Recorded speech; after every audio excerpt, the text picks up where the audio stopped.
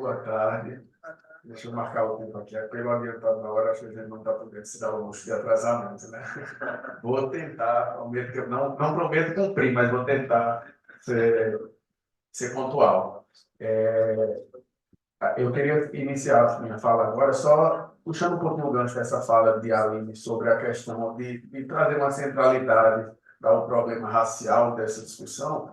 Eu acho que é indiscutível que não preciso nem falar das comunidades quilombolas, né? Mas mesmo as comunidades agrícolas aqui no nosso estado, no nosso semiárido, são formadas majoritariamente pelas pessoas negras e pobres.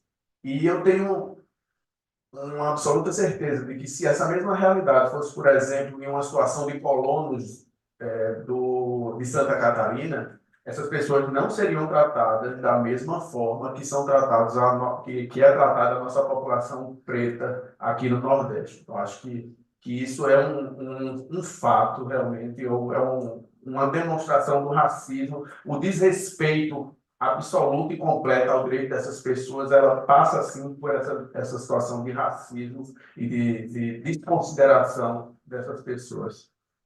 Inclusive, na minha primeira fala, eu mencionei que, a meu ver, o grande problema dessa temática é o próprio modelo que vem sendo implementado de exploração, que passa por um desapossamento dessas pessoas. Em relação às comunidades tradicionais, em relação às comunidades quilombolas, o Dr. Godoy tem uma fala muito interessante nesse ponto, me permita furtar um pouquinho essa ideia. Não é uma primeira onda de desapossamento, essas pessoas já foram expulsas dos seus lugares e hoje ocupam as pontas das serras, porque eram os lugares piores para o desenvolvimento da agricultura, e hoje elas estão sendo desapossadas novamente desses seus territórios. Então, é uma situação extremamente grave e cruel.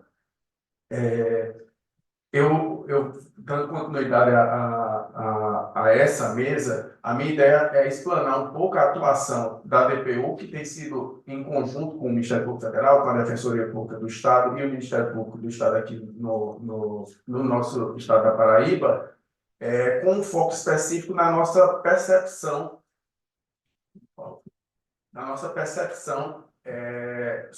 em relação ao prejuízo que tem trazido, que esse modelo tem trazido à capacidade produtiva realmente dessas populações. Então, na nossa atuação, que vem desde 2021, a gente começou dialogando com a universidade, provocado pelo professor Fernando Joaquim, depois fizemos várias reuniões com a sociedade civil, com os movimentos atingidos, tentando realmente qualificar a nossa compreensão sobre o tema, e eu pude, de certo modo, identificar 7 eixos principais de problemas. Eu não vou me detalhar sobre esses eixos, porque boa parte deles eles serão objeto de mesas específicas, mas eu vou só passar, pelo menos, um primeiro eixo, talvez um dos mais graves, é realmente a questão das abusividades contratuais, né? Então, já foi muito bem falado na primeira mesa, sobre a situação de sigilo imposto ao contrato e a falta de informação a que as pessoas não têm acesso à informação, a tal ponto que beira realmente um vício de consentimento, né?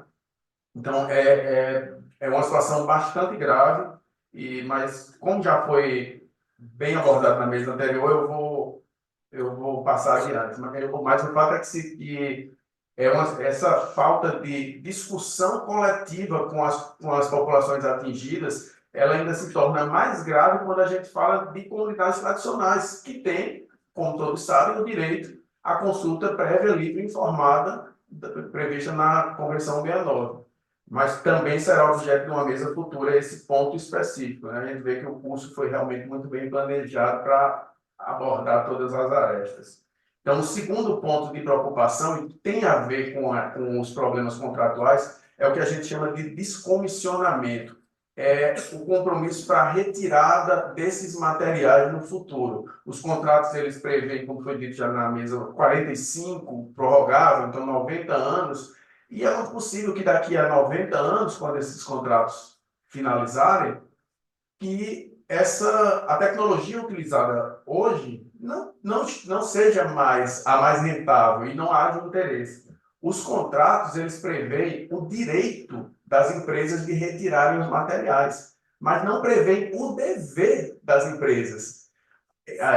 Ainda que estivesse previsto, é uma obrigação do próprio terreno, é vinculado à terra. Então, no final vai ser, se vira, a terra é tua, toma de volta a tua terra e fica com esse problema. Então, a gente vê que essa discussão está ficando na base do contrato, quando deveria necessariamente o poder público intervir e exigir uma solução, uma previsão de retirada desses materiais. Não apenas os materiais que ficam para fora, mas também toda a escavação que é feita para uma torre eólica ser instalada.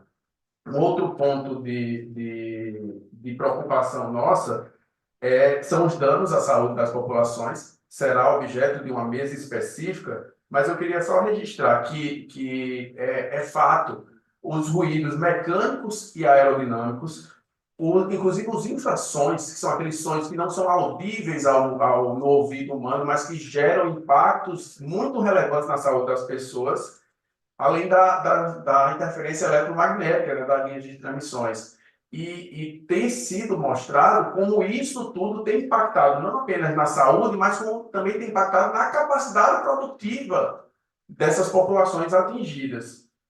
Então, eu não vou detalhar, porque será objeto, mas eu queria só trazer realmente esse panorama para que se perceba como isso impacta diretamente a própria capacidade produtiva dessas populações.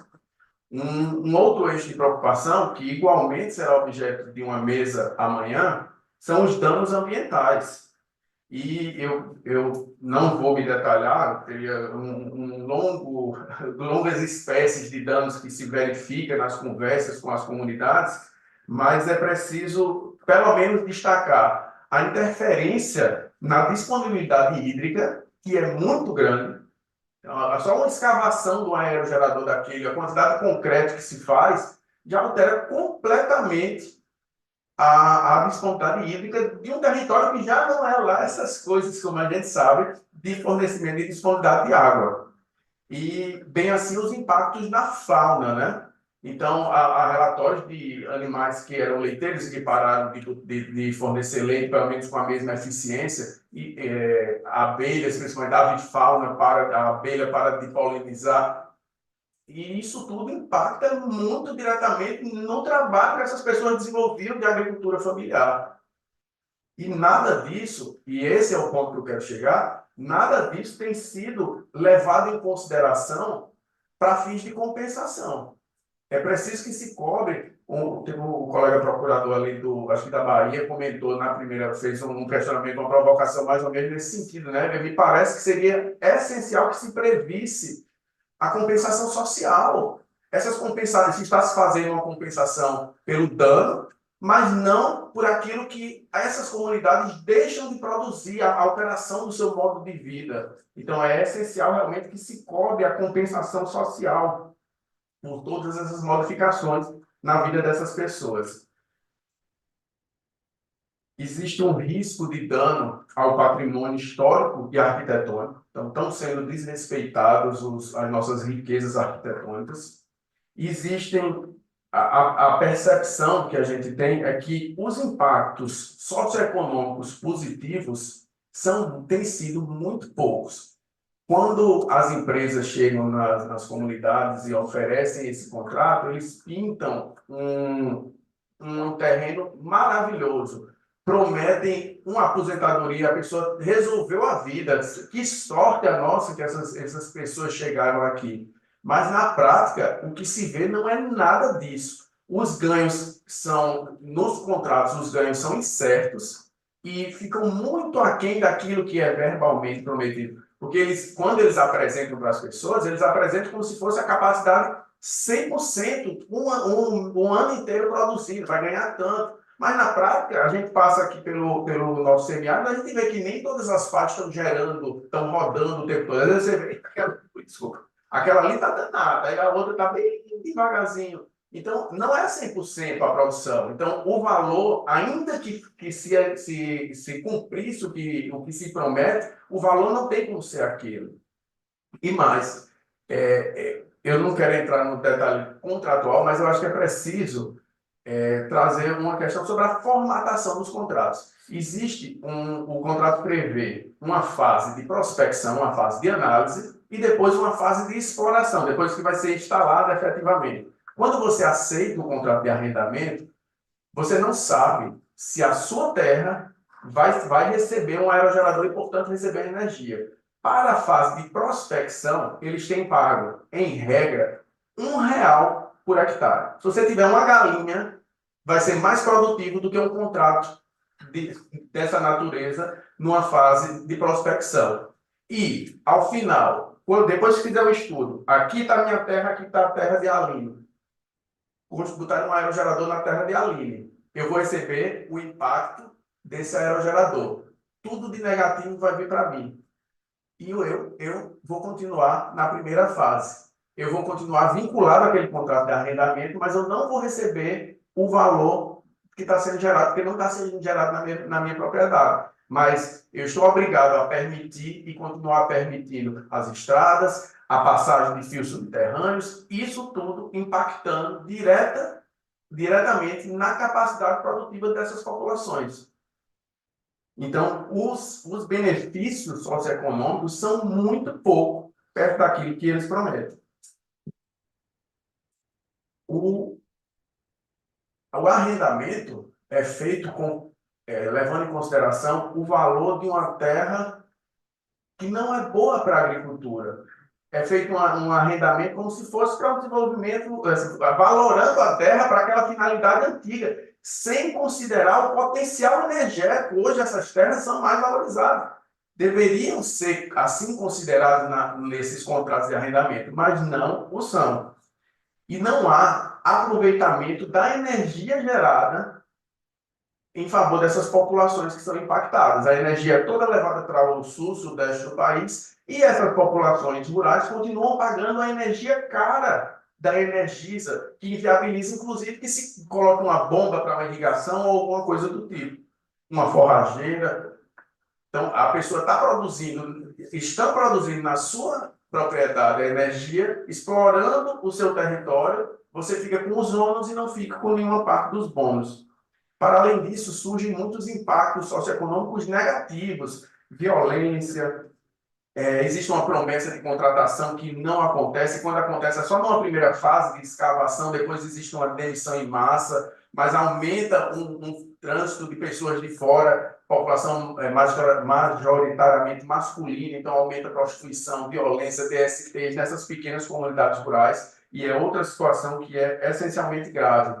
E tem a situação que já foi antecipada também pelo amigo ali, Gabriel Dário, né?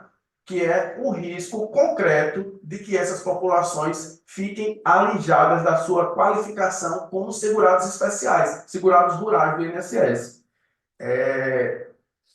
A Lei 8.213, ela traz, assim como o Decreto 3048, traz um regramento de quem é configurado, quem pode ser considerado segurado especial, e uma das questões, o artigo 11, parágrafo 8º, diz que não descaracteriza a condição de segurado especial, não descaracteriza a outorga, por meio de contrato, de até 50% da sua propriedade. Mas, nesse caso, está vendo a outorga de 100%. Para além disso, a pessoa passa a receber uma outra forma de renda, ainda que miserável, mas ele tem uma renda que não é diretamente vinculada à agricultura familiar. Então, isso também descaracterizaria. E existe uma preocupação, a gente já fez uma discussão com o INESC, com o MST, existe a preocupação, o interesse do MST e das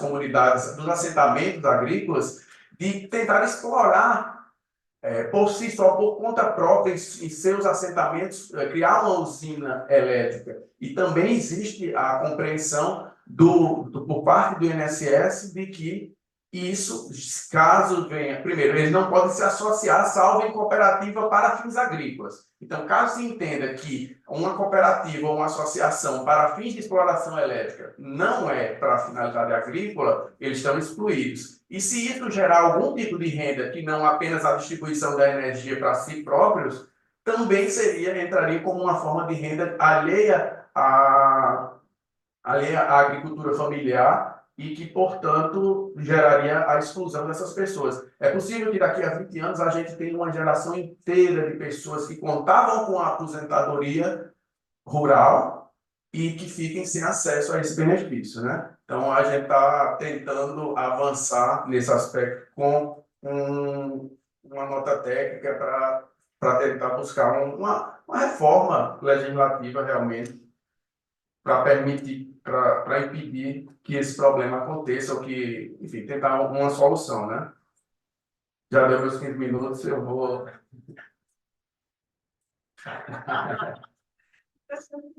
É,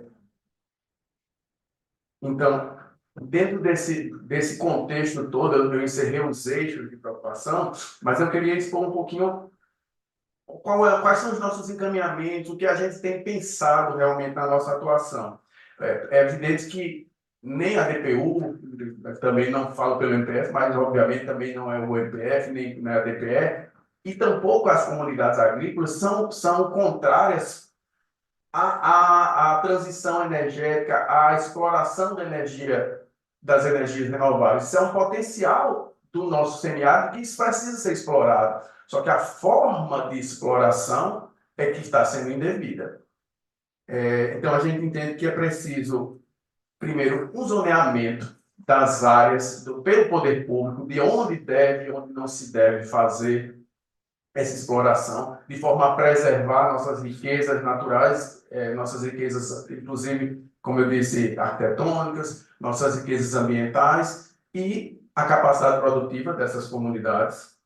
É preciso um debate público ampliado com essas comunidades, necessariamente um debate coletivo antes de se permitir esse arrendamento de terras que tem acontecido, a modificação dos contratos. A gente tem tentado, com muita dificuldade, também teve alguém que perguntou isso, isso não seria um debilitado no licenciamento? A gente tem buscado isso de que aqui no âmbito estadual, o órgão que faz o licenciamento é a SUDEM. A gente, nas discussões com a SUDEM, você não pode aceitar um contrato de arrendamento dessa forma. Mas isso aí é liberalidade contratual, a resposta que a gente recebe é essa, é o direito entre as partes, mas é um contrato inválido, sequer existe aqui a gente está tratando de uma comunidade tradicional quilombola e não tem uma consulta prévia, livre, informada. Aí, pelo menos nesse aspecto, eles aceitaram, mas não no sentido de invalidar o que já tinha, mas de exigir essa consulta, né? A gente está tentando, terminou agora uma produção, uma sugestão de alteração normativa para a ANEEL, e vamos tentar que eles puxem essa responsabilidade. Então, a gente precisa realmente que os órgãos, não dá para a gente esperar que as empresas privadas, de repente, sejam convertidas e passem vamos dividir nossa riqueza. Isso tem que partir do poder público, realmente.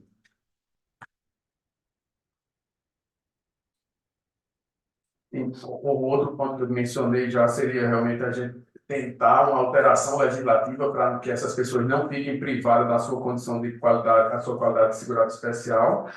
É preciso que sejam estudados melhor os parâmetros de segurança para a saúde das pessoas.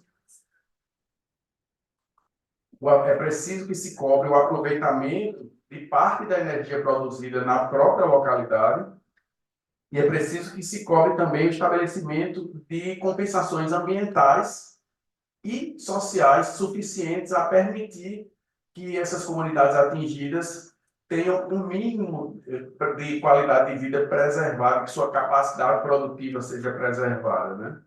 E um último ponto que eu entendo como uma necessidade de a gente avançar é que essas usinas de energia renovável têm avançado muito em comunidades tradicionais que conseguem fazer o arrendamento, mas essas comunidades não estão ainda com os seus territórios titulados. Então, é preciso que nesse processo a gente, você quer explorar aqui, pois vamos antes titular a terra dessas comunidades. É preciso que a gente consiga avançar também nesse aspecto.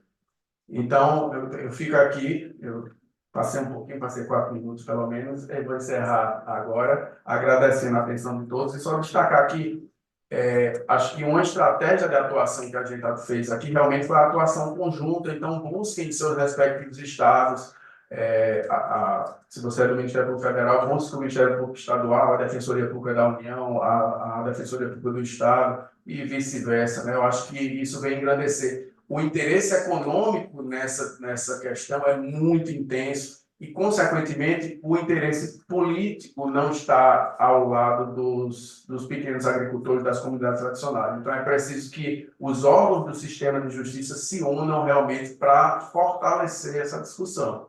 E no nosso caso aqui da Paraíba, será objeto de uma mesa amanhã, acho que com o doutor Godoy, a gente teve como estratégia avançar a princípio para as comunidades tradicionais, porque a gente entende que todas as comunidades, as pequenas comunidades agrícolas, também têm o direito a essa proteção, mas em relação às comunidades tradicionais era mais fácil a gente fazer essa cobrança. Então a gente avançou por esse lado, eu acho que foi uma estratégia que tem se mostrado bem sucedida aqui na Paraíba. Mas muito obrigado